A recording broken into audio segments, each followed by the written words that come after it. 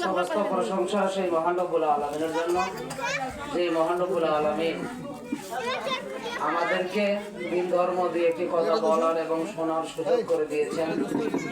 আমরা সুযোগ পেয়েছি, এজন্য আমরা আল্লাহ তাআলার শুকরিয়া আদায় করি, সকলে বলি আলহামদুলিল্লাহ। আলহামদুলিল্লাহ। শেষ নবী মুহাম্মদ সাল্লাল্লাহু আলাইহি ওয়াসাল্লামের উপর সংক্ষিপ্তভাবে দরুদ পাঠ করি। আল্লাহুম্মা সাল্লি আলাইহি আল্লাহুম্মা বারিক আলাইহি।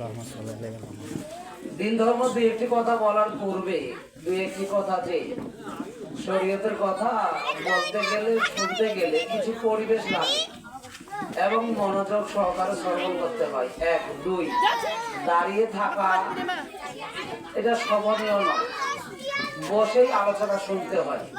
মুহাম্মদ সাল্লাল্লাহু আলাইহি সাল্লাম শরীয়তের কথা আলোচনা করলে এবং শোনালে তিনি জোরালোভাবে বসার জন্য আদেশ করতেন। আমরা দক্ষিণ পাড়া পাঠাগার দিয়েছি, আপনারা সবাই অবগত। আমাদের লক্ষ্য উদ্দেশ্য হচ্ছে জানা এবং আমল করা এবং মানুষকে জানানো।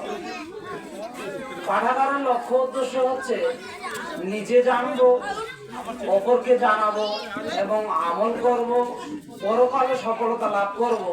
আল্লাহ তাআলা যেন পরকালে সফলতা দান করেন, আল্লাহুম্মা আমিন। পাঠাগারের বৈশিষ্ট্য আমরা যেভাবে পরিচালনা করছি করব, দিন দিন আমাদের আরো বিগত এবং গুণগত মানের হিসেবে আমাদের সবাইকে পাঠাগারে কর্মী, সদস্য এবং পাঠাগারকে ইসলামের দ্বীনি প্রতিষ্ঠান হিসেবে দেখে এবং নাজাতের মুক্তির পথ হিসেবে দেখে আমাদেরকে এই পাঠাগার উদ্দেশ্যে কিছু দান, কিছু কথা, কিছু টাকা আমাদেরকে ব্যয় করতে হবে এবং এই ব্যয়টা যেন আল্লাহ তাআলা যেন কবুল করেন, আল্লাহুম্মা আমিন। মুহাম্মদ সাল্লাল্লাহু আলাইহি সাল্লামের উপরে সর্বপ্রথম যখন কোরআনুল কারীমের আয়াত নাজিল হয়, মুহাম্মদ সাল্লাল্লাহু আলাইহি সাল্লামকে সর্বপ্রথম বলা হয়নি যে সালাত আদায় করো, দান করো, সাদাকা করো, সিয়াম পালন করো, হজ করো, উমরা করো, বলা হয়। কি বলা হয়েছিল? 96 নম্বর সূরা সূরা আলাক এর 5টি আয়াত আল্লাহ তাআলা অবতীর্ণ করেছেন, সেটা আমরা সকলে জানি। ইকরা বিসমি রাব্বিকাল্লাযী খালাক, পড়ো তোমার প্রভুর নামে যিনি তোমাকে সৃষ্টি করেছে। প্রভুর বিধান পড়লেই মানুষ প্রভুকে চিনতে পারে। প্রভুর বিধান যদি মানুষ না পড়ে তাহলে মানুষ প্রভুকে চিনতে পারে না, যে আমার স্রষ্টাকে, আমার সৃষ্টিকারীকে, আমার হায়াতের মালিককে, আমার মৌতের মালিককে, আমার রিজিকদাতাকে, এটা জানে না, জানতে পারে না। এটা জানতে পারে কখন? যখন প্রভুর বিধান পড়ে, তখনই মানুষ প্রভুকে চিনতে পারে। এ কারণে মুহাম্মদ সাল্লাল্লাহু আলাইহি সাল্লামের উপরে সর্বপ্রথম আয়াত নাজিল করে কি বলছেন আল্লাহ তাআলা? ইকরা বিসমি রাব্বিকাল্লাযী খালাক, পড়ো তোমার প্রভুর নামে যিনি তোমাকে সৃষ্টি করেছে। প্রভুর বিধান পড়লেই প্রভুকে মানুষ চিনতে পারে। আমরা যদি প্রভুর বিধান না পড়ি, কোরআন হাদিস না পড়ি, তলাবুল ইলম জ্ঞান অর্জন আমরা যদি না করি, তাহলে আমরা প্রভুকে কেমনে চিনব? আর বিদ্যা ছাড়া ইবাদত পঙ্গু। কোন মানুষ যদি বিদ্যা অর্জন না করে, তাহলে ওর ইবাদত পঙ্গু, ওর ইবাদত অচল, ওর ইবাদত অথর্ব, ওর ইবাদত কাজে আসবে না। যেমন তাকবীরে তাহরিমার পরে হাত বাঁধতে হয়, হাত বাঁধার পরে ছানা পড়তে হয়। ছানা যদি আমরা না পড়ি, না মুখস্থ করি, তাহলে ছানা কিভাবে আমরা সলাতে পড়ব? এইটাই তো বিদ্যা। ছানার পরে সূরা ফাতিহা পড়তে হয়। সূরা ফাতিহা যদি আমরা না শিখি, না মুখস্থ করি, তাহলে সালাত আদায় করব কেমনে? সূরা ফাতিহার পরে আরেকটা সূরা মিলাতে হয়। এই সূরা যদি আমরা মুখস্থ না করি, তাহলে সূরা মিলাবো কেমনে? তাহলে সার্বজনীন যেটাই ইবাদত আপনি করেন না কেন, তাহলে আগে লাগছে কি? বিদ্যা। আর মুহাম্মদ সাল্লাল্লাহু আলাইহি সাল্লামের উপরেও সর্বপ্রথম আয়াত নাজিল করো, আল্লাহ তাআলা বলেন যে তুমি আগে পড়ো আমার বিধান, তারপরে তুমি আমাকে চিনতে পারবে, তারপরে তুমি আমার আরো অন্যান্য আদেশ অর্থাৎ আরো অন্যান্য আমার ইবাদত তুমি করতে পারবে। আর মুহাম্মদ সাল্লাল্লাহু আলাইহি সাল্লাম বলেছেন যে তলাবুল ইলম ফারজাতু আলা কুল্লি মুসলিম, প্রত্যেক প্রত্যেকটা ছোট বড় নির্বিশেষে মুসলমানের উপরে তলাবুল ইলম তথা কোরআন হাদিসের জ্ঞান অর্জন করা কি ফরজ। সালাত আদায় করা যেমন ফরজ, তার চেয়ে অনেক দ্বিগুণ শতগুণ ফরজ হচ্ছে বিদ্যা অর্জন করা। বিদ্যা ছাড়া ইবাদত পঙ্গু, বিদ্যা ছাড়া ইবাদত অচল, বিদ্যা ছাড়া ইবাদত কবুল হবে না। আল্লাহ তাআলা কি বলছেন? 47 নম্বর সূরা মুহাম্মদের 19 নম্বর আয়াতে আল্লাহ তাআলা বলেন যে ফালাম আন্নাহু লা ইলাহা ইল্লাল্লাহ। ফালাম, তোমরা আগে জানো, তোমরা আগে বুঝো, তোমরা আগে চিন্তা ভাবনা করো, তোমরা আগে গবেষণা করো। আল্লাহ তাআলা বলেন আন্নাহু লা ইলাহা ইল্লাল্লাহ, নিশ্চয়ই আল্লাহ তাআলা সত্যিকারের অর্থে একজন। আল্লাহ ছাড়া সত্যিকারী আর কোন প্রভু, আর কোন পালনকর্তা, আর কোন রিজিকদাতা, আর কোন সৃষ্টিকারী নাই।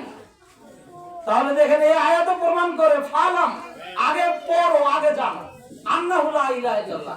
প্রভুর বিধান পড়লেই মানুষ প্রভুকে চিনতে পারে যে প্রভু একজন। যদি আমি এবং আপনি না পড়ি তাহলে প্রভু কয়জন জানবো? বিভিন্ন জন জানবো।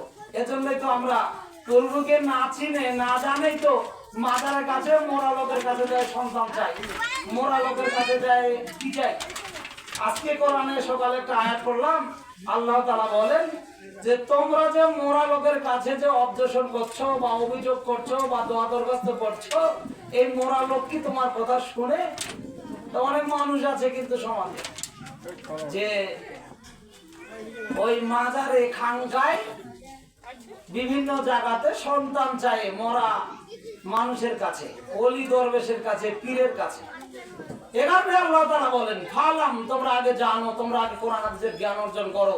আন্নাহু লা ইলাহা ইল্লাল্লাহ, নিশ্চয়ই আমি আল্লাহ তাআলা একজন, আমি সত্যিকারী প্রভু একজন, আমি ছাড়া আর কোন সত্যিকার প্রভু নেই। যেগুলো প্রভু আছে এগুলো সব ভুয়া। যেগুলো প্রভু দাবি করে যারা আর মানে যারা এলো ভুয়া প্রভু, এই প্রভু নিজেই নিজের উপকার করতে পারবে না। তাহলে আমাদের পাঠাগারের লক্ষ্য উদ্দেশ্য কি? যে প্রভুকে চিনতে হবে এবং কি প্রভুর বিধান পড়তে হবে এবং কি প্রভুর বিধান পড়েই প্রভুকে ভয় করতে হবে। আল্লাহ তাআলা কি বলেন? ইন্নামা ইয়াখশাল্লাহ মিন ইবাদিহিল উলামাউ, আমার বান্দাদের মধ্যে যারাই আলেম, যারাই কোরআন হাদিসের জ্ঞান অর্জন করেছে তারাই মূলত আমাকে ভয় করে, আর যারা আমার জ্ঞান অর্জন করেনি তারা আমাকে ভয় করে না। আমার একটা বক্তব্য নেটে আছে, যে দেখে নেন, ওই আমাদের আন্নুর ইসলামী লাইব্রেরি দিনাজপুর 1-2 দিয়ে সার্চ দিয়ে পাবেন যে সেখানে আমি বলেছি যে আল্লাহর ভয় আছে কার, আল্লাহর ভয় কান্নাকাটি করে কে, কিভাবে আল্লাহকে ভয় করা উচিত, আর কিভাবে আমরা এই বা আল্লাহকে ভয় করছি, আর কিভাবে আমরা পৃথিবীতে চলছি, বিস্তারিত বিবরণ আলোচনাটা দেখে নেন যে আল্লাহর ভয় আছে কার। তা আল্লাহ তাআলা কি বলেন যে ইন্নামা ইয়াখশাল্লাহ মিন ইবাদিহিল উলামাউ, আমার বান্দাদের মধ্যে যারাই আলেম, যারাই তলাবুল ইলম কোরআন হাদিসের জ্ঞান অর্জন করেছে তারাই মূলত আমাকে ভয় করে, আর যারা অর্জন করেনি তারা তো ভয় করবে না, ভয় করার তো প্রশ্নই আসে না। তাহলে এখানে আরেকটা গুরুত্বপূর্ণ বিষয় স্পষ্টভাবে আমরা পেয়ে গেলাম যে আগে বিদ্যা ভয় পড়ে, আগে বিদ্যা ভয় পড়ে। যার বিদ্যা যত বেশি তার কাছে আল্লাহর ভয় তত বেশি, যার বিদ্যা যত বেশি তার ভয় আল্লাহ তাআলার কাছে তত বেশি। ওই ব্যক্তি তো মূলত চিনে আল্লাহর কত বড় ক্ষমতা, ওই ব্যক্তি তো মূলত চিনে আল্লাহর পরকালে কত বড় শাস্তি, ওই ব্যক্তি তো মূলত চিনে, যে ব্যক্তি জ্ঞান অর্জন করেছে আল্লাহর আরামায়েশ শান্তির জায়গা জান্নাত, কত নেয়ামতের জায়গা জান্নাত, সে তো চিনবে। কে চিনবে? যে জ্ঞান অর্জন করেছে। আমরা মানুষ জানি যে তলাবুল ইলম অর্জন করা কি ফরজ, কিন্তু আমরা কি করি? অনেক সময় দুঃখিত যে আমরা সমাজে দেখতে পাই, এই 2-3টা জুমার আগে আমি দান বিষয়ে আপনাদের মসজিদে 2টি দান বিষয়ে আলোচনা করেছি যে বিগত দিনে দান বিষয়ে কে এত জোরালো ভাবে প্রস্তুতি নিয়ে মুখস্থ করে দান বিষয় কি আলোচনা করেছে আমার জানা নেই। যে আমি যত পরিশ্রম করে কথা বলেছি, যারা শুরু থেকে শেষ ছিল 2টা জুমা আমি যে কথা বলেছি দান বিষয়, যে ও যদি সত্যিকারের অর্থে আলোচনাটা জোরালো ভাবে শুনে এবং কিছু তলাবল ইলম জ্ঞান অর্জন থাকে, ওর কাছে যে টাকায় থাক না কেন, ও অবশ্যই অবশ্যই পরকালে কবর শাস্তির ভয়ে, জাহান্নামের শাস্তির ভয়ে, আল্লাহর ভয়ে, বিচার মাঠের ভয়ে, জান্নাতের আশায় অবশ্যই অবশ্যই সে সাদাকা অর্থাৎ আল্লাহর পথে দান করে। কিন্তু আমরা দান করি না কেন? জীবনের সাথে আমাদের আমল বাস্তবায়ন হয় না কেন? মূল আমাদের ঘাটতি হচ্ছে বিদ্যা। বিদ্যাতে আমাদের ত্রুটি, বিদ্যাতে আমাদের সমস্যা। যেমন দেখেন, আমি আপনাকে বলি যে মুহাম্মদ সাল্লাল্লাহু আলাইহি সাল্লাম বলেন, আল্লাহুম্মা আনতা রাব্বি লা ইলাহা ইল্লা আনতা খালাকতানি ওয়া আনা আবদুকা ওয়া আনা আলা আহদিকা ওয়া ওয়াদিকা মাসতাতু ওয়া আউযুবিকা মিন শাররি মা সানাতু ওয়া আবুউ লাকা বিনি'মাতিকা আলাইয়া ওয়া আবুউ বিযামবি ফাগফিরলি ফাইন্নাহু লা ইয়াগফিরু যুনুবা ইল্লা আনতা। মুহাম্মদ সাল্লাল্লাহু আলাইহি সাল্লাম বলেন যে সকালে কেউ যদি সাইয়্যিদুল ইস্তিগফার পাঠ করে এবং সন্ধ্যা সূর্য ডোবার আগে যদি লোকটা মারা যায়, মুহাম্মদ সাল্লাল্লাহু আলাইহি সাল্লাম বলেন দাখালাল জান্নাত, সে ব্যক্তি জান্নাতে চলে যাবে। এবং সূর্য ডোবার পরে মাগরিবে এই সাইয়্যিদুল ইস্তিগফার কেউ যদি পাঠ করে আর পরের দিন সকালে সূর্য ওঠার আগে যদি লোকটা মারা যায়, সেই লোকটা জান্নাতে চলে যাবে। সুবহানাল্লাহ। তাহলে এই দোয়াটা তো কষ্ট করে মুখস্থ করতে হবে, তাহলেই তো মূলত কি হবে, ফজিলতটা, মানটা, মর্যাদাটা, এর মূল্যটা পরকালে পাওয়া যাবে। মুখস্থ যদি না করি তথা বিদ্যা যদি আমরা অর্জন না করি, তাহলে মান মর্যাদা কিভাবে পাবো? যেমন আরেকটা দোয়া, আমরা তো সকলে ছোট দোয়াটা জানি ঘুমানোর সময়। আরেকটা গুরুত্বপূর্ণ দোয়া আছে যেটা আপনাদের কাছে আমার মনে হয় যে মুখস্থ করতে সময় লাগবে 7 থেকে 8 দিন। যে মুহাম্মদ সাল্লাল্লাহু আলাইহি সাল্লাম কি বলেন, একটু মনোযোগ সহকারে শুনেন। যে আল্লাহুম্মা ইন্নী আসলামতু নাফসি ইলাইকা ওয়া ওয়াজ্জাহতু ওয়াজহি ইলাইকা ওয়া ফাওয়াজ্জাতু আমরি ইলাইকা ওয়াল জাতু জহরি ইলাইকা রাব্বাতা ওয়া রাহমাতান ইলাইকা লা মালজা ওয়া লা মানজা মিনকা ইল্লা ইলাইকা আমানতু বিকিতাবিকাল্লাযী আনজালতা ওয়া বিনাবিকাল্লাযী আরসালতা। মুহাম্মদ সাল্লাল্লাহু আলাইহি সাল্লাম বলেন, কেউ যদি রাতে এই দোয়া পড়ে ডান কাঁধে ডান গালে হাত দিয়ে ডান কাঁধে ঘুমায়, আর ওই ব্যক্তিটা ওই রাতে ওই ঘুম অবস্থায় ওই রাতে যদি মারা যায়, তাহলে সে ব্যক্তি ইসলামের উপরে প্রতিষ্ঠিত হয়ে মারা গেল এবং এই ব্যক্তিটা পরকালে জান্নাতে যাবে। তাহলে এই দোয়া তো হাদিস গ্রন্থে হাদিসে পড়ে আছে, মুখস্থ পড়লেই তো সফলতা হবে, না পড়লে সফলতা হবে। এবং মুহাম্মদ সাল্লাল্লাহু আলাইহি ওয়াসাল্লাম বলেন, লোকটা যদি মারা না যায় এবং পরের দিন সকালে উঠে এবং তারপরে যদি বলে লা ইলাহা ইল্লাল্লাহু ওয়াহদাহু লা শারীকা লাহু লাহুল মুলকু ওয়া লাহুল হামদু ওয়া হুয়া আলা কুল্লি শাইইন কাদির সুবহানাল্লাহি ওয়াল হামদুলিল্লাহি ওয়া লা ইলাহা ইল্লাল্লাহু আল্লাহু আকবার আল্লাহুম্মা গফিরলি, এই দোয়া যদি ঘুম থেকে ওঠার পরে এই দোয়া যদি পাঠ করে, এখন মুহাম্মদ সাল্লাল্লাহু আলাইহি ওয়াসাল্লাম বলেন এই ব্যক্তির এর পরে উযু, সালাত, কোরআন তেলাওয়াত, জিকির আজকার, দোয়া তাসবিহ তাহলিল, জিকির আজকার যা কিছু করবে, যা কিছু আল্লাহ তাআলার কাছে পেশ করবে, সব কিছু আল্লাহ তাআলা কবুল করে নেবে। সুবহানাল্লাহ। তাহলে এই দোয়াটা আমাদেরকে পাঠ করতে হবে। আমি আপনাদেরকে বোঝাতে চাচ্ছি যে বিদ্যাটা অর্জন করতে হবে। একটা দোয়া মুখস্থ করতে সময় লাগতে পারে অনেক। আমি যখন আগে ওই 2012 সালের দিকে যখন আমি বক্তব্যতে আসি নাই, তখন আমি বড় বড় বিদ্বানদের বক্তব্য, বড় হাদিসের ইবারত শুনে আমি অবাক হতাম যে কিভাবে পড়ে। যখন আমি 2018 সালের 13 জুলাই 7 বছর রানিং এখন আমি আছি দিন ধর্ম প্রচার হিসেবে, যেন আল্লাহ তাআলা যেন কাজ কবুল করেন। আল্লাহুম্মা আমিন। আমি আল্লাহকে বলি যে আল্লাহ, তুমি আমার একদিনের একটা সৎ কাজ যদি কবুলিয়াত হয়ে যায়, তাহলে এটা দিয়ে পরকালে আমি ইনশাআল্লাহ সফলতা লাভ করতে পারবো। আল্লাহ তাআলা যেন কবুল করেন। আল্লাহুম্মা আমিন। আমি অনেক ছেলেকে উপদেশ দিয়েছি এই 7 বছরে যে তোমরা জুয়া খেলবে না, তোমরা তাস খেলবে না, পরকীয়া প্রেম ভালোবাসা করবে না, জেনা করবে না, অবৈধ খাদ্য গ্রহণ করবে না, অবৈধ জায়গায় তোমার অর্থ সম্পদ ব্যয় করবে না, এবং ক্রিকেট, ডাব্লিউডাব্লিউ, বক্সিং, ফুটবল এই রকম জুয়া খেলে তোমরা অংশগ্রহণ করবে না। তোমরা কোরআন তেলাওয়াত করবে, দাড়ি ছেড়ে দিবে, প্যান্টটা টাকুনের উপরে রাখবে, পরের মেয়ের সাথে পরকিয়া প্রেম জেনার গল্প বন্ধ করবে এবং রেগুলারলি তোমরা কোরআন তেলাওয়াত করবে। কিছুক্ষণ আগে আমার ভাই আব্দুর রহিম যুবকদেরকে নিয়ে গুরুত্বপূর্ণ কথা বলেছেন। তার একটি কথা হচ্ছে ওয়াসাবুন নাসাফি ইবাদাতিল্লাহ, বিচার মাঠে ওইসব যুবকরা আল্লাহর আরশের ছায়া পাবে।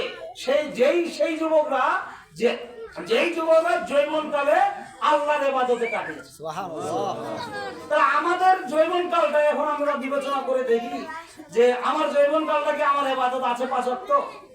আমার জৈবনকালটা আমার কি জুয়া খেলা, আইপিএল, বিপিএল ইত্যাদি জুয়া খেলা থেকে দূরে আছে কি না আছে?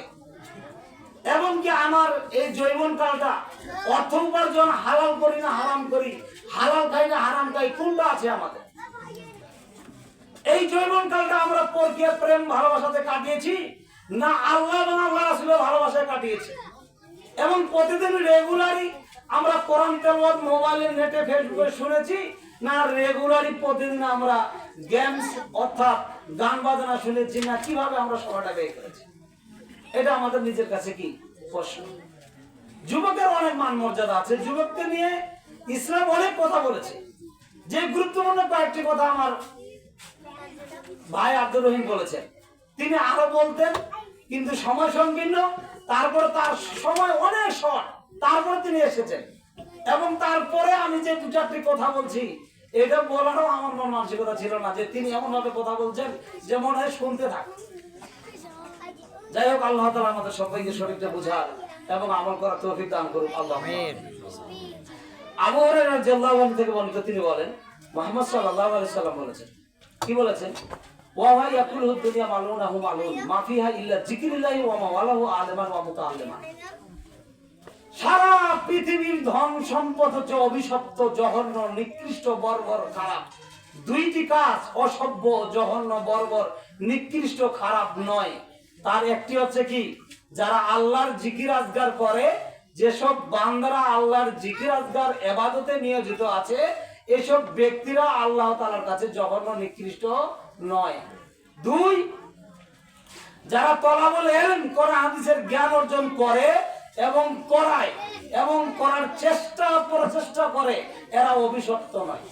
এখন আমি এবং আপনি নিজেকে প্রশ্ন করে দেখি যে আমার ইবাদতটা, জিকির আজগারটা, আমার সময়টা আমার আল্লাহর ইবাদতে নিয়োজিত আছে কিনা।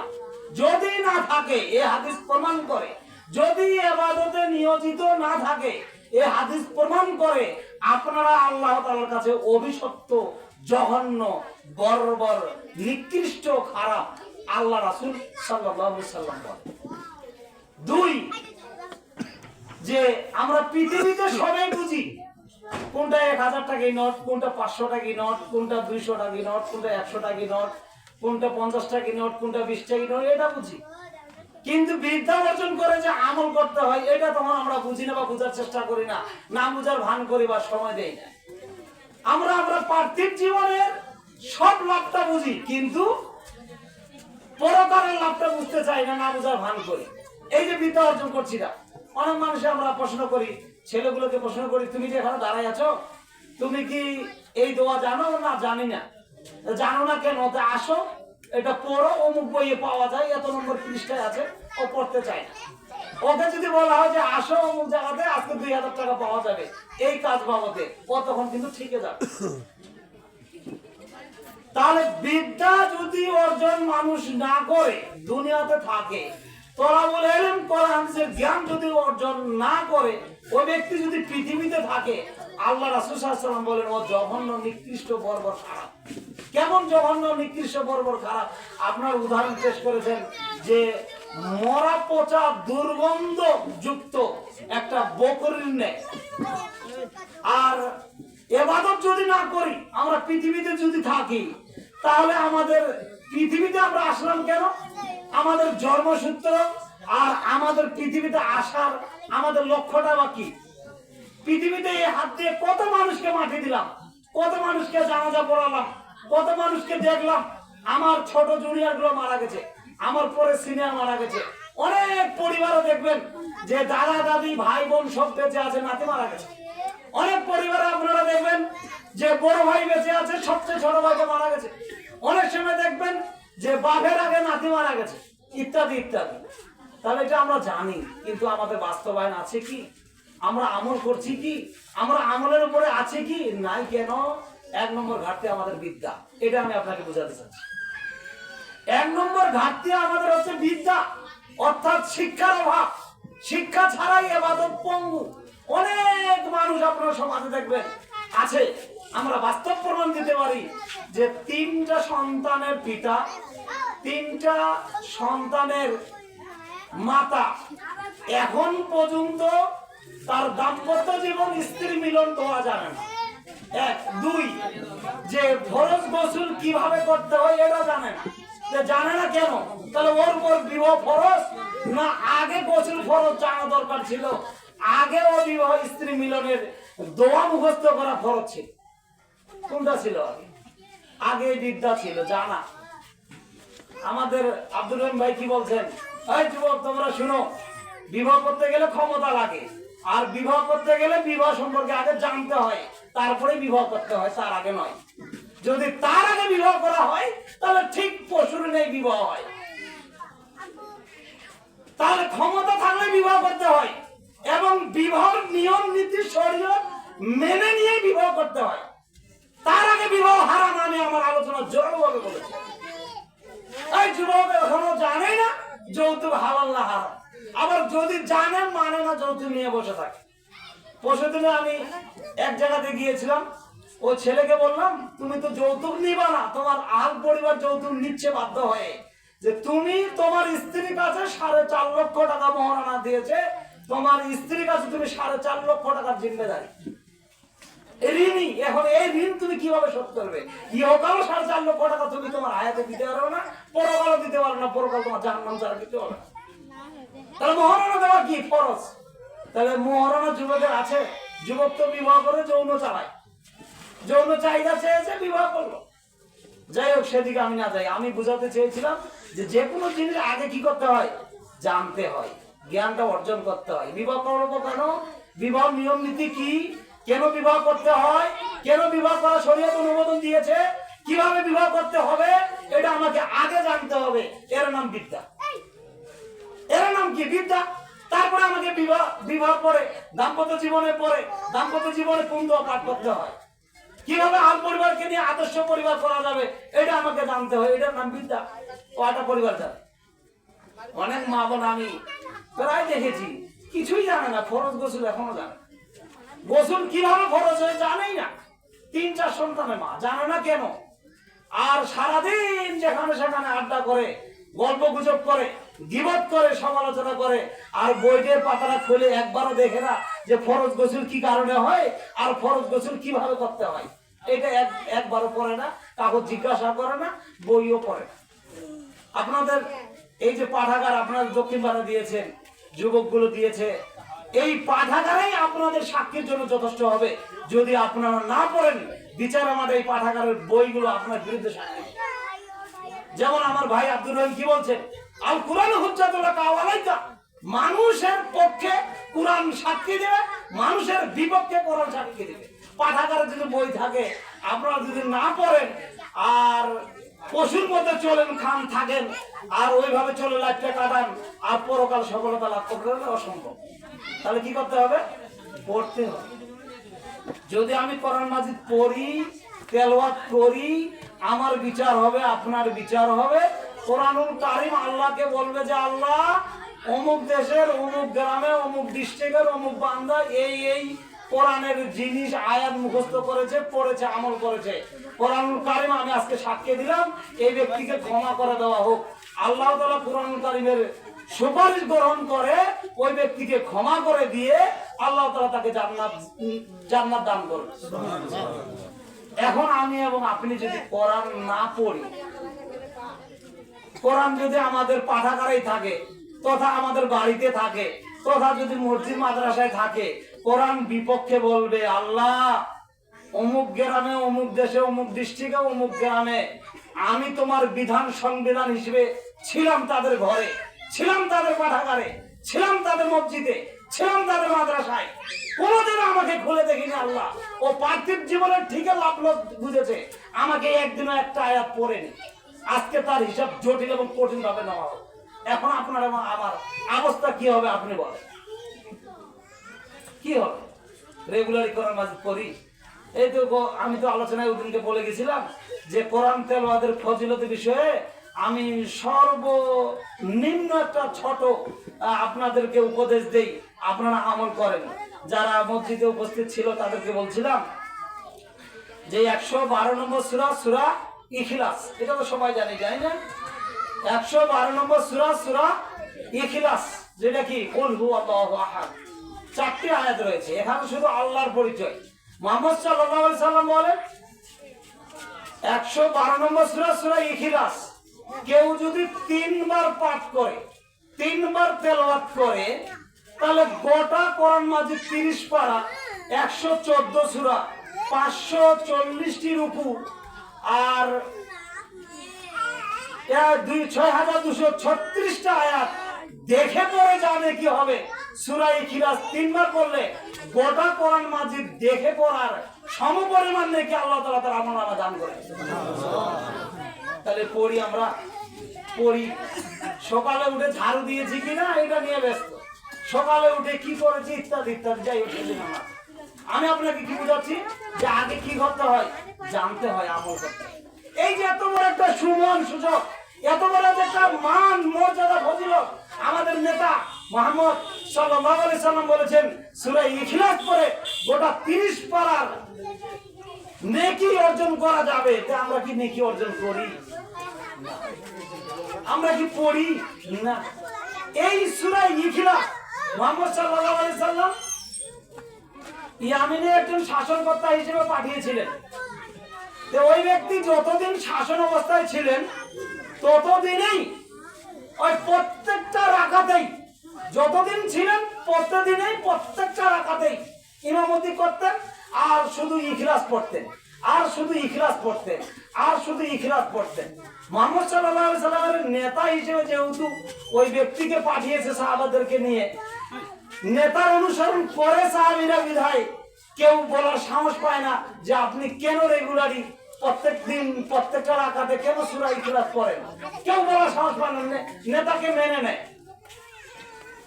যখন ইয়ামিনের সফর শেষ, মুহাম্মদ সাল্লাল্লাহু আলাইহি সাল্লামের কাছে আসছে, সাহাবীরা মুহাম্মদ সাল্লাল্লাহু আলাইহি সাল্লামের কাছে অভিযোগ করছে, আল্লাহ রাসূল এমন একজন শাসনকর্তা আমির আমাদেরকে অনুসরণ করার জন্য পাঠিয়েছেন, আমাদের সাথে ইয়ামিনে রেগুলারই প্রতিদিন প্রত্যেকটা রাকাতে শুধু ইখলাসে পড়ে। এটা আমাদের কাছে প্রশ্ন, সূরা তো আরো আছে, তো এটাই খালি পড়ে, খালি এটাই পড়ে। তখন আল্লাহ রাসূল সাল্লাল্লাহু আলাইহি সাল্লাম ওই শাসনকর্তা নেতাকে ডাক দিলেন, শোনো তুমি কেন রেগুলারই এতদিন সফরে খালি শুধু ইখলাসে পড়েছো? তখন ওই ব্যক্তিটা বলছে যে আল্লাহ রাসূল এই ইখলাসে জান্নাতের কথা নেই, জাহান্নামের কথা নেই, হালাল হারামের কথা নেই, এই ইখলাসে শুধু কথা আছে 4টি আয়াত, আল্লাহর পরিচয়। এখানে কি আছে? ইখলাসে শুধু আছে আল্লাহর পরিচয়, আর কিছু নেই। এই আল্লাহর পরিচয়টা আছে বিধায় এই ইখলাসকে আমাকে খুবই ভালো লাগে, আমাকে খুবই ভালো লাগে। এজন্য আমি প্রত্যেকটা রাকাতে প্রতিদিন সবসময় সর্ব অবস্থায় শুধু ইখলাসে পড়ি, আমাকে ভালো লাগে আল্লাহ রাসূল, তাই আমি পড়ি। তখন আল্লাহ রাসূল সাল্লাল্লাহু আলাইহি ওয়াসাল্লাম বলেন এই ভালো লাগা আর বেশি বেশি পড়ার কারণে আল্লাহ তাআলা তোমাকে পরকালে জান্নাত দান করবে। সুবহানাল্লাহ।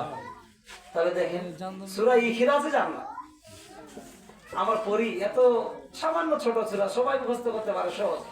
আমরা আমল করি, আমরা কি আমাদের আমলের সাথে আমরা কি আছি? আমি তো আপনাদের এলাকায় আসি, আপনাদের তো 2য় তলা ছাদ হচ্ছে, সময় সুযোগ যদি হয় নারীদেরকে নিয়ে আমরা জুম্মার খুতবা দিব, আলোচনা করব। রমাদান মাস আমি একদিন চালাছিলাম 2023 সালে, সেদিন আমি নারীদেরকে উদ্দেশ্য করে কথা বলেছিলাম। সেদিন নারীরা দিন ধর্মের কথা বলতে গিয়ে, দান সাদাকার কথা বোঝাতে গিয়ে তারা বুঝেছিল যে দানেই মূলত পরকালে সার্বজনীন সফলতা। আর আল্লাহ তাআলা কি বলেছেন যে ইন্নাল্লাযীনা ইয়াতলুনা কিতাবাল্লাহ, যারা রেগুলারই প্রতিদিন কোরআন তেলাওয়াত করবে, ওয়া আকামুস সালাহ 5 ওয়াক্ত সালাত আদায় করবে, ওয়া আনফাকু মিম্মা রাযাকনাকুম, আমি যে তাদেরকে রিজিক দিয়েছি তা থেকে আল্লাহর পথে কি করবে? ব্যয় করবে। আলানিয়াতা সিররা, প্রকাশ্যে এবং অপ্রকাশ্যে লান তেজারাতুন তাবুর, এই ব্যবসায় কোনোদিন কোন সময় লোকসান এবং ক্ষতিগ্রস্ত হবে না। এক নম্বর ব্যবসার কথা আল্লাহ তাআলা কি বলেছেন? রেগুলারই প্রতিদিন প্রত্যেকটা মানুষকে কোরআন তেলাওয়াত করতে হবে, করতেই হবে। ওই ব্যক্তি যদি ব্যবসা লাভবান হতে চায়, এই ব্যবসা কখনো ক্ষতি হবে না।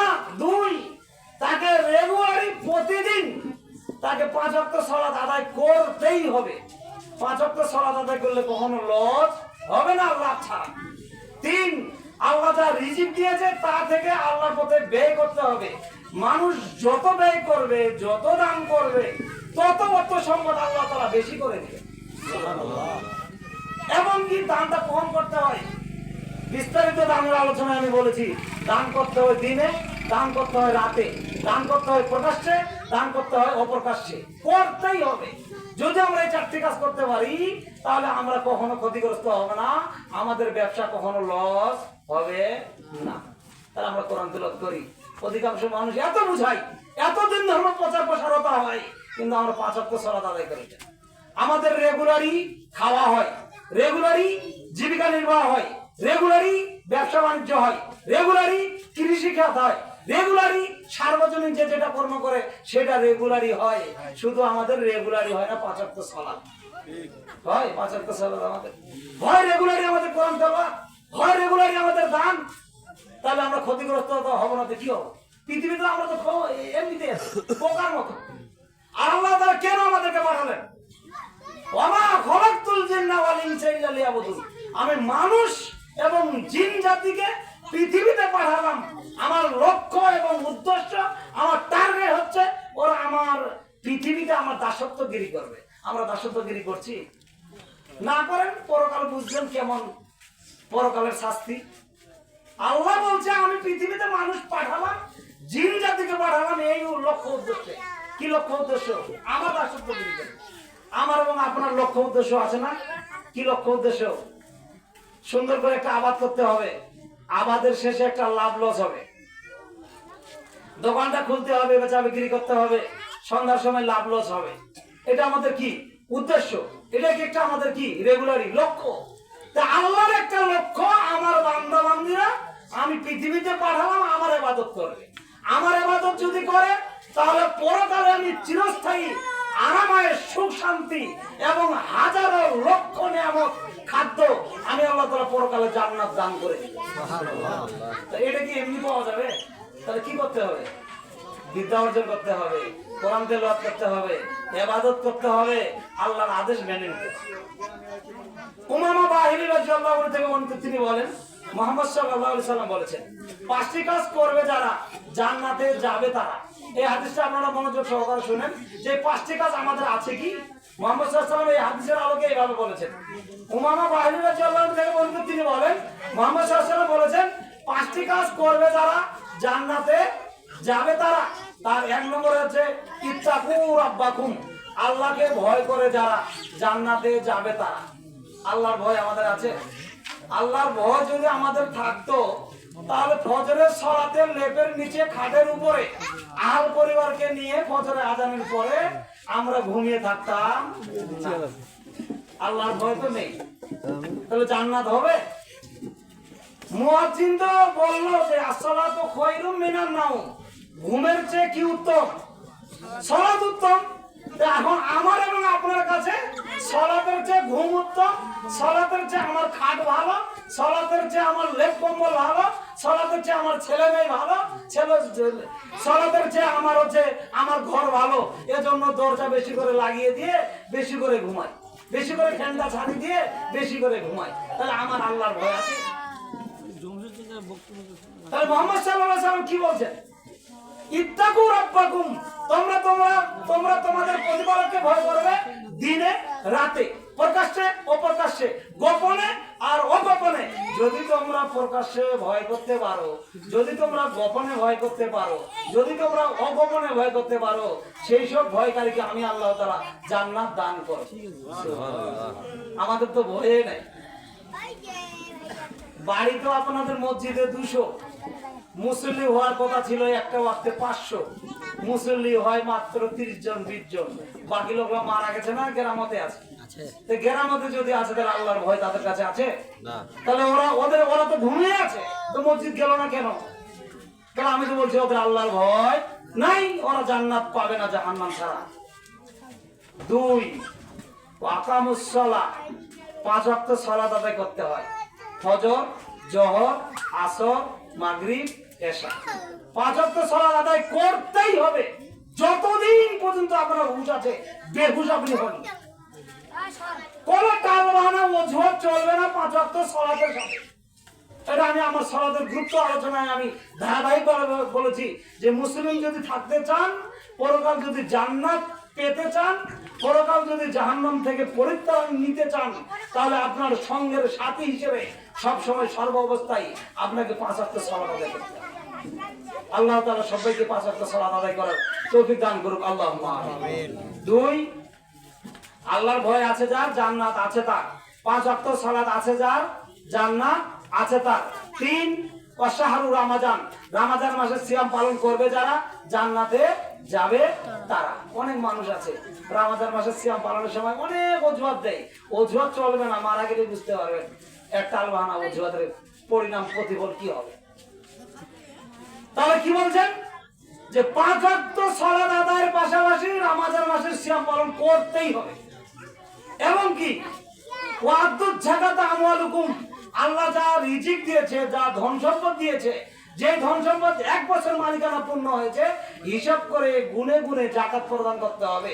9 নম্বর সূরা সূরা তওবা 60 নম্বর আয়াত, 10 পারার মধ্যে যাকাত বের খাতগুলো এখানে 8টা রয়েছে, এই জায়গাগুলোতে প্রদান করতে হবে। সেগুলো যদি আমরা ধরে থাকি তাহলে জান্নাত জুটবে না। আর ওয়াতিউ জামরিকুম, তোমাদের মধ্যে যারা আমির হবে, ইমাম হবে, নেতা হবে, হুজুর হবে, কোরআন সহিহ হাদিস পড়বে এবং পড়াবে, উপদেশ দিবে, তাদের তোমরা আনুগত্য করবে, অনুসরণ করবে। তাদখুলু জান্নাতা রাব্বাকুম, তাহলে তোমরা তোমাদের প্রতিপালকের জান্নাতে তোমাদের ইচ্ছা এবং গতি অনুযায়ী তোমরা জান্নাতে প্রবেশ করতে পারবে। সুবহানাল্লাহ। তা আমরা কি করি?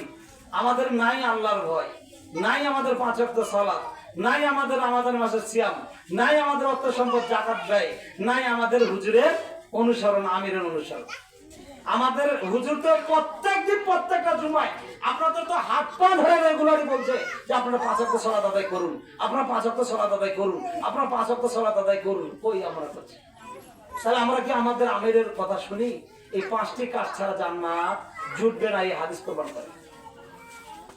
আর দু একটি কথা বলি, বেশি আর না বাড়ে, অনেক কথা। তার দু একটি কথা বলার পরে আরেকটি কথা বলি যে আবু হুরায়রা রাদিয়াল্লাহু আনহু থেকে বর্ণিত, তিনি বলেন মুহাম্মদ সাল্লাল্লাহু আলাইহি সাল্লাম বলেছেন, ইয়াতাকারাবু জামান ইকমাজুল ইলম তাজহারুল ফিতান। এমন একটা সময় আসবে, আবু হুরায়রা রাদিয়াল্লাহু আনহু থেকে বর্ণিত, তিনি বলেন মুহাম্মদ সাল্লাল্লাহু আলাইহি সাল্লাম বলেছেন, এমন একটা সময় আসবে, এমন একটা যুগ আসবে, তখন কোরআন হাদিসের জ্ঞান অর্জন করা মানুষ উঠে যাবে। তাজহারুল ফিতান ওয়া ইয়াকসুরুল জাহাল, মূর্খতা বেশি হবে। তাজহারুল ফিতান, ফিতনা ফাসাদ, মারামারি, দাঙ্গা হাঙ্গামা বেশি হয়ে যাবে সমাজ। ওয়াইল কুশুহু, মানুষ কৃপণতাকে মেনে নেবে। ওয়া ইয়াকসুরুল হারাজ, সমাজে হারাজ বেশি হয়ে যাবে। ক্বালু আমা হারাজ আল্লাহ রাসূল, হারাজ কি? আমরা তো হারাজ বুঝতে পারলাম না। সাহাবীরা জিজ্ঞাসা করলো, ক্বালা মুহাম্মদ সাল্লাল্লাহু আলাইহি ওয়াসাল্লাম বলেন, ক্বাল কতল, তা হচ্ছে মানুষ মানুষকে অন্যায়ভাবে হত্যা করবে। কিভাবে হত্যা করবে? রাজনীতির প্রেক্ষাপটে হত্যা করবে, না তো পারিবারিক প্রেক্ষাপটে হত্যা করবে, না হয় শত্রুতাগিরি প্রেক্ষাপটে হত্যা করবে, করবেই। এটাই বলছেন মুহাম্মদ সাল্লাল্লাহু আলাইহি ওয়াসাল্লাম। তাহলে এই হাদিস প্রমাণ করে কি? ইয়াতাকারাবু জামান ইকমাজুল ইলম, সেই যুগ এখন। এই কথা আমাদের নেতা মুহাম্মদ সাল্লাল্লাহু আলাইহি সাল্লাম আজকে থেকে 1500 বছর পূর্বে বলে গেছেন যে বিদ্যা অর্জনকারী উঠে যাবে সমাজে, মূর্খতা বেশি হয়ে যাবে। এজন্যই তো আমরা, দুঃখজনক হলে বিষয় হলো সত্য যে কথাটা বলতে চাই না, যে হুজুরকে ফোন দেওয়া লাগে, আপনার বাড়িতে আপনার মা বাপ মারা গেছে, ওই ফোন দিয়ে বলা লাগে হুজুরকে, যে মূর্খর পরিচয় দেওয়ার জন্য ফোন দিয়ে বলেন যে হুজুর একটু আসেন তো, আমার মায়ের বা বাপের গোসলটা কিভাবে করা একটু জানতে হবে। তাহলে এটা আমরা কেন করছি? এটা আমাদের ব্যর্থতা। কেন করছি এটা? আমরা কেন জিজ্ঞাসা করছি? আমাদের বিদ্যার অভাব। একটা গোসল আপনার মাকে, আপনার ভাইকে, আপনার বাপকে দিতে হবে, রাত 3টার সময় হুজুরকে কোল দিতে হয়। আর আমরা পৃথিবীতে থাকি, আমার সময় আমাকে অনেক সময় কল দেয়। কি দেয়? কল দিয়ে বলে, হুজুর একটু আসেন তো, গোসল করাতে হবে, মা মারা গেছে, বাপ মারা গেছে, একটু নিয়মটা শিখাই। এই কথাই মোহাম্মদ সাল্লাল্লাহু আলাইহি ওয়াসাল্লাম বলেছেন, ইয়াতা গরবুজ্জামান ইকুমাজুল আলেম, এমন একটা সময় আসবে, এমন একটা যুগ আসবে, তখন মানুষ বিদ্যা অর্জন করবে না, ওয়াকসুরু জাহাল, মানুষ মূর্খতা অর্জন করবে, মূর্খতাগিরি অর্জন করবে, মূর্খ হয়ে যাবে। সেই যুগ এখন। এজন্যই তো ফোন দেওয়া লাগে যে হুজুর কিভাবে ফরজ গোসল করতে হয়, হুজুর কিভাবে মাইয়াতকে গোসল করাতে হয়, হুজুর কিভাবে আমার বাপের জানাজা পড়াতে হয়। এইগুলো সব আমাদের বিদ্যা না থাকার অভাব, বিদ্যা অর্জন না করার অভাব। এইটা তো তুচ্ছ ব্যাপার। এই যে আমি বলি, আমি 7 বছর ধরে যে দায়িত্ব পালন করি, 7 বছরে আমি কোনোদিন এখন পর্যন্ত কোনো বিবাহ আমি মোহর পড়াইনি। আরে মোহর আমি পড়াবো কেন? আপনার বাপ মারা গেছে, আমি আপনার বাপের জানাজা পড়াবো কেন? আপনার বাপের জন্য আপনি বেটা হলে সবচেয়ে পারফেক্ট। এবং মুহাম্মদ সাল্লাল্লাহু আলাইহি ওয়াসাল্লাম বলেন, নেককার সন্তান ছেলে মেয়ে যদি পিতা মাতার জানাজা পড়ায়, দোয়া জিকির আজগার করে, তীর ছাড়লে শিকারের কাছে যেমন যেতে দেরি লাগে, ভালো নেককারের ছেলে মেয়ের দোয়া আল্লাহ তাআলার কাছে সে পরিমাণ সময় লাগে না, তার আগে আল্লাহ তাআলা কবুল করে নেন। তাহলে হুজুরকে ডাকাবেন কেন? আপনি নিজে জানাজা পড়াবেন, কেঁদে কেঁদে জানাজা পড়াবেন। এবং ফজরের নামাজ পড়ে গোরস্থানে কেউ নেই, রাত 3টার সময় যায়, সেখানে যায় 2 হাত তুলে মুনাজাত করবেন যে এই কবরটা কি জায়গা, এই কবরটা বড় অসহায়, বড় নিরুপায়, আমার আত্মীয় স্বজন আছে, আমিও 2 দিন পরে আসবো। এই কয়েকদিন আগে ঘটনা, আমার একদিন শারীরিক অসুস্থতা বোধ মনে করছি যে মনে হয় মারা যাবে। সেদিন আমি ফজরের সালাতের পরে গোরস্থানে গেলাম, যে গোরস্থানে গিয়ে সেখানে অনুভব করলাম যে এটা আমার ছোট ভাই এখানে আছে, আমার দাদা দাদি আছে, আমার একটা ছোট ভাগিনা আছে, আমার আরো আত্মীয় স্বজন আছে এই গোরস্থানে, আমিও একদিন আসবো এই আমার দাদার জায়গায়। সেই জায়গায়, সেই সিনারিতে, সেই ফজরের নামাজের পরে কিবলামুখী হয়ে দোয়া করলাম, চোখের পানি ধরে রাখা যায় না, ফিকিরি ফিকিরি শরীরে মনে ফপাই ফপাই কান্না আসে। এটাই তো হচ্ছে আল্লাহর ভয়, এটাই তো হচ্ছে নেককার বান্দার পরিচয়, এটাই তো হচ্ছে এইভাবে দোয়া করার নিয়ম এবং পদ্ধতি যা আমাদের বিদ্যা বুদ্ধি আছে। আমরা কি করি? গোরস্থানে যাই, অনেক মানুষ আছে, গোরস্থানটা কি জিনিস, গোরস্থানের পাশে বাড়ি বানায়, গোরস্থানের উপরে থাকে, গোরস্থানের উপরে গান নাচ করে, গোরস্থান পাশে থাকে, ইতস্তত মনে করে।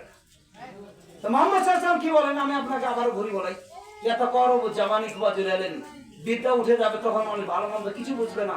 সেই যুগটাই এখন বাস্তব প্রমাণ। আর মানুষ সব, অধিকাংশ মানুষ মূর্খ হয়ে যাবে, এবং সব মানুষ সমাজে কি হয়ে যাবে? কিরবল হয়ে যাবে।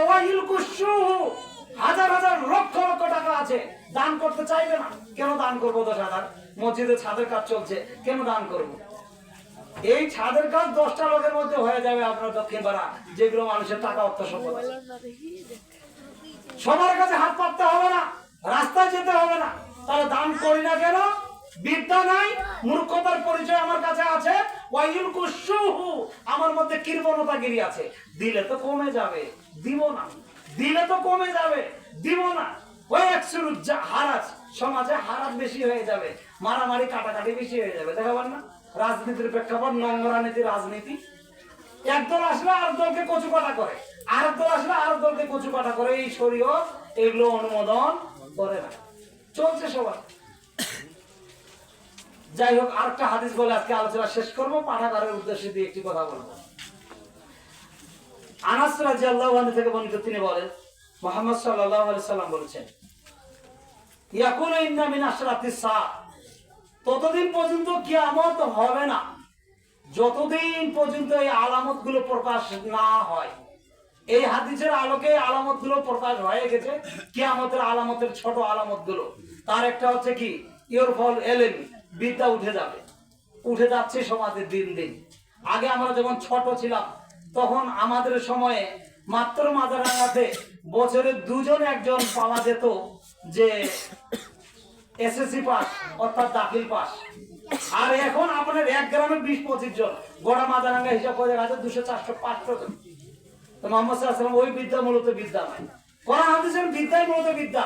কোরআন হাদিসের শিক্ষাই মূলত ফরজ শিক্ষা, অন্যান্য শিক্ষা আপনার প্রয়োজনীয় শিক্ষা। শিখলে শিখতে পারেন, না শিখলে না শিখতে পারেন, এটা আপনার ব্যক্তিগত বিষয়। কিন্তু তলাবুল ইলম কোরআন হাদিসের কথা, যেটা আপনাকে আমাকে পড়তেই হবে, জানতেই হবে, আমল করতেই হবে, যদি আমি এবং আপনি পরকালে সফলতা লাভ করতে চাই। মোহাম্মদ সাল্লাল্লাহু আলাইহি ওয়াসাল্লাম কি বলেন? কেউ বলে এলেন বিদ্যা উঠে যাবে, এখন তা বাস্তব করবার। ওয়ায়াকসুরু জাহাল, মূর্খতা বেশি হবে, মূর্খতা বেশি হচ্ছে। অনেক ছেলে আছে মাস্টার্স পাস, তাকে জিজ্ঞাসা করুন যে ফরজ গোসল কিভাবে করতে হয়, ও জানে না। কি কারণে ফরজ গোসল হয়, ও জানে না। বাসায় ঢুকতে গেলে কি দোয়া পাঠ করতে হয়, জানে না। ঘুমানোর সময় কোন দোয়া পাঠ করতে হয়, জানে না।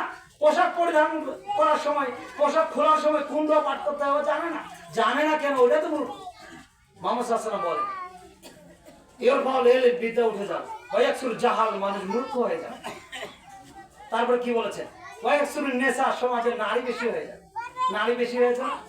বাড়ির যদি নারী থাকে 1টা, রাস্তার নারী থাকে 1000। ঠিক ঠিক। বাড়ির যদি নারী থাকে 100, রাস্তার থাকে 1 লক্ষ নারী।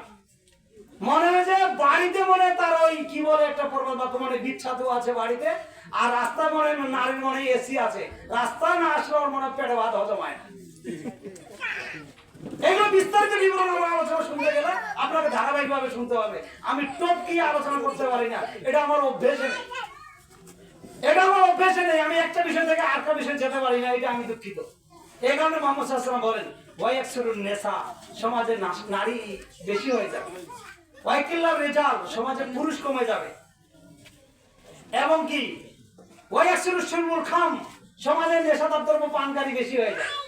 সমাজে সবাই নেশাদার দ্রব্য পান করছে। এটা হচ্ছে কি কিয়ামতের আলামত।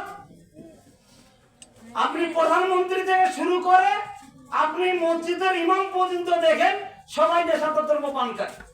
বিড়ি, সিগারেট, গুল, জর্দা, গাঁজা, চুয়ানি, ফেন্সিডিল, ইয়াবা, ট্যাং, স্পিরিট, হর্স পাওয়ার, যত কিছু রয়েছে সব এগুলো মাদক দ্রব্য, সব এগুলো নেশা, সব এগুলো মানুষ পান করে।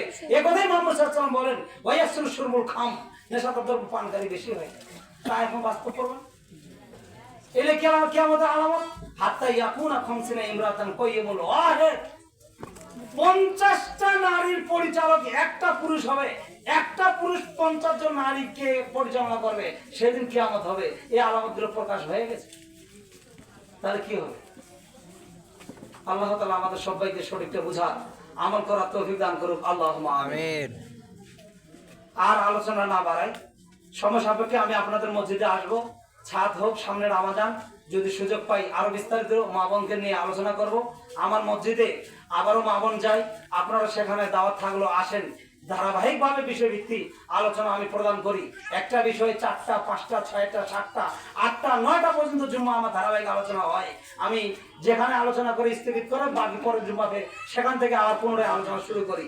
এ কারণে আমি আজকে টপকে কথা বলতে পারছি না। টপকে কথা বলা আমার অভ্যেসও নেই। 7 বছরের বয়সে আলোচনার ফিল্ডে আমি এভাবে কথা বলি না, উপায় নাই। যাই হোক, আজকে সংক্ষিপ্ত কথা বলেছি। আপনাদের এলাকায় যে আন-নূর ইসলামী লাইব্রেরি দিনাজপুর 1-2, যে আমাদের একটা পাঠাগার, এটার লক্ষ্য উদ্দেশ্য হচ্ছে কি, নিজে জানবো, অপরকে জানাবো এবং আমল করব, পরকাল জাহান্নাম থেকে বাঁচবো, জান্নাত অর্জন করব। এটাই কি আমাদের টার্গেট। মুহাম্মদ সাল্লাল্লাহু আলাইহি সাল্লামের একটা হাদিস আমি আপনাদের সামনে বলি সংক্ষিপ্ত আকারে। একটা পতিতালয়ের মহিলা দেহ ব্যবসা করত, জীবনটা দেহ ব্যবসা করে কাটিয়েছে। একটা কুকুর, সংক্ষিপ্ত আকারে বলি, একটা কুকুর একটা কূপে হাঁপাচ্ছে পানির পিপাসায়।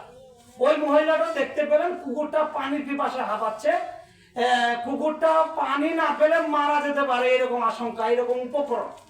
তখন মহিলাটা বুঝে তার গায়ের ওড়নাটা পায়ের মোজার সাথে বেঁধে কূপে নামিয়ে দিলেন এবং কূপ থেকে মোজাতে ভিজিয়ে পানি এভাবে কুকুরটাকে চিবিয়ে খাওয়ালেন। এবং আল্লাহ তাআলা এই মহিলার এই কাজটা দেখে, এই কুকুরের প্রতি অনুগ্রহটা দেখে আল্লাহ তাআলা খুশি হয়ে গেলেন। আর মহিলার বিগত দিনের যত জেনা এবং অপকর্ম পাপ রয়েছে এর বিনিময়ে সমস্ত অপকর্ম পাপ আল্লাহ তাআলা ক্ষমা করে দিলেন। এটা দিয়ে আমি বলি যে এই একটা পাপী মহিলা, একটা নিকৃষ্ট প্রাণী কুকুর, হারাম যেটা খাওয়া যায় না, এটার প্রতি দয়া অনুগ্রহ করে পানি খিলিয়ে আল্লাহ যদি তাকে ক্ষমা করে দিয়ে জান্নাত দিতে পারেন, জান্নাতি যদি হয় হাদিস প্রমাণ করে, তাহলে আমরা পাঠাগারে 10 টাকা দান করে পাঠাগারে আমরা মানুষকে পড়ার সুযোগ করে দিয়ে আমরা জান্নাত যাব না কেন? অবশ্যই আমরাও জান্নাত যাব। আল্লাহ তাআলা যেন কবুল করেন। আল্লাহুম্মা আমিন। তাহলে ওই মহিলার চেয়ে আমাদের কাজটা কতই না উত্তম, কতই না ভালো। তাহলে এই পাঠাগার আপনারা বই পড়বেন, দান করবেন, সার্বজনীন হিংসা অন্তর থেকে নামাবেন এবং কর্মী হবেন। দুঃখজনক বিষয় হলে বিষয়টি সত্য, আমি বলতে চাইনি তাও বলি যে পাঠাগারে আমি এমন কিছু হাদিয়া দিতে পারিনি। কেন দিতে পারিনি? আমি নিজেই দুঃখিত। আমি আমার শরীয়তের বই কিনতে গিয়ে আমারে লাগবে 30 থেকে 35,000 টাকা। আমি পাঠাগারে এখন পর্যন্ত একটা বই দিতে পারিনি, বরঞ্চ পাঠাগার থেকে 2-1টি বই নিয়ে পড়ে আবার দিয়ে গেছি। কিন্তু আমি ছেলেদেরকে বলেছি তোমরা সার্বজনীন নাজায়েজ কাজ থেকে দূরে থাকবে, পাঠাগারে থাকবে। তোমরা যেখানে আমাকে ডাকবে, আমি যদি টাকা দিতে না পারি আমার মেধা অনুযায়ী অবশ্যই প্রাণপণে চেষ্টা করব দিক নির্দেশনা দেওয়ার এবং ভালোটা করার। এটা আমি অঙ্গীকার করেছি, এটা আমি ওয়াদা করেছি। আমাকে ডাকলে আমি আসবো, কিন্তু টাকা দেওয়ার ক্ষমতা যেদিন আল্লাহ দিবে সেদিন দান করব। কিন্তু আমারই নিজের ঘাটতি আছে, 30 থেকে 35,000 টাকা বই কিনতে হবে, পাঠাগারে দান কি করবো আমি? আমারে ফুল সেট নেই। যাই হোক, দুঃখিত। তা আপনারা পাঠাগারে বই দিবেন, রেগুলারই দান করবেন। আপনি যদি একটা পাঠাগারে আনোয়ার ইসলামী লাইব্রেরিতে যদি একটা কোরআন মাজিদ দেন, একটা কোরআন মাজিদ দেন, এই কোরআন মাজিদটা যদি একটা মানুষ নিয়ে যায় যদি একটা সূরা পড়ে, এই সূরাটা পড়ার মুখস্থ করার পরে লোকটা যদি 10 বছর ইবাদত করে, এই সূরাটা 10 বছর পরে যা নেকি হবে, আপনি কোরআন মাজিদটা দান করার কারণে সেই পরিমাণ নেকি আল্লাহ তাআলা আপনার আমলনামায় দান করে দিবেন। সুবহানাল্লাহ। এই পাঠাগারে যারা কথা বলে, যারা টাকা দেয়, যারা সময় দেয়, যারা অর্থ দেয়, যারা বই দেয়, যেই পরিমাণ মানুষ উপকৃত হয়, যেই পরিমাণ মানুষ নেকি অর্জন করে, সকলেরই যারা যতটুকু সহযোগিতা করেছে, হেল্প করেছে, সকলেরই পরিমাণে সমান ভাবে আল্লাহ তাআলা নেকি দান করে দিবে। সুবহানাল্লাহ। যদি আমরা ভালোবাসতে পারি, যদি আমরা দান করতে পারি, যদি আমরা পড়ি বা পড়াই, তাহলে সফলতা হবে। আল্লাহ তাআলা আমাদের সবাইকে সঠিকটা বলার এবং বুঝার, আমল করার তৌফিক দান করুক। আল্লাহুম্মা আমিন। এবং কি ওই পাঠাগারের কর্মীর অভাব, দুঃখজনক হলো বিষয় হলো সত্য যে পাঠাগারের যে কতদিন বয়স হলো এটা আমি বলতে পারবো না, শুরু শেষ তারিখ আমার জানা নেই। 2 বছর পাঠাগারের যদি বয়স হয়, 2 বছরে আমরা যদি একটা ইসলামী সম্মেলন করতে না পারি, তাহলে আমি আমার পাঠাগারের কর্মীকে বলবো এটা হচ্ছে ব্যর্থতার পরিচয়। 2 বছরে কমপক্ষে 7 থেকে 8টা সম্মেলন করতে হবে বছরে। পাঠাগারের উদ্দেশ্যে সম্মেলন হবে 3 থেকে 4টা, 2 বছরে একটা করতে পারিনি কেন? তাহলে আমাদের কর্মীদের কিছু ঘাটতি আছে। যাই হোক, এটা বুঝার আল্লাহ তাআলা তৌফিক দান করুক। আল্লাহুম্মা আমিন। সকলে সার্বজনীনভাবে পাঠাগারে সহযোগিতা করবেন, হেল্প করবেন, বুদ্ধি পরামর্শ নেবেন, আমাকেও ডাকবেন, আমার ভুল ত্রুটি হলে ক্ষমা করবেন এবং আমাকেও আপনাদের দ্বীনি ভাই হিসেবে, গ্রামের ছেলে হিসেবে, মুসলিম ভাই হিসেবে, ছোট বড় নাতি হিসেবে আমারও জন্য দোয়া করবেন। আল্লাহ তাআলা যেন আমাকে দিন প্রচার হিসেবে, দিন প্রচার খাদেম হিসেবে যেন কবুল করেন। আল্লাহুম্মা আমিন। আমি যেন জাতির সামনে নির্দ্বিধায়, নির্ভয়ে যেন কথা বলতে পারি। আল্লাহ তাআলা যেন কথা বলার সাহস, শক্তি, হিম্মত এবং গলার কণ্ঠতা এবং আমার শারীরিক অসুস্থতা আল্লাহ তাআলা যেন আমাকে সুস্থতা দান করেন। আল্লাহুম্মা আমিন।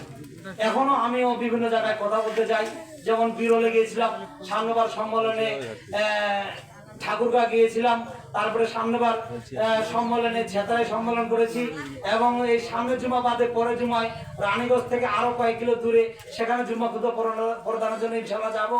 আবার বিরল কাজীপাড়ায় সেখানেও যাবো ইনশাল্লাহ, প্রচেষ্টা করেছি। আল্লাহ তাআলা যেন কবুল করেন, আল্লাহুম্মা আমিন।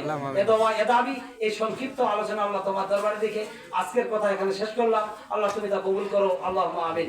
সুবহানাকাল্লাহুম্মা ওয়া বিহামদিকা আশহাদু আল্লা ইলাহা ইল্লা আনতা আস্তাগফিরুকা ওয়া আতুবু ইলাইক। আসসালামু আলাইকুম ওয়া রাহমাতুল্লাহি ওয়া বারাকাতুহু।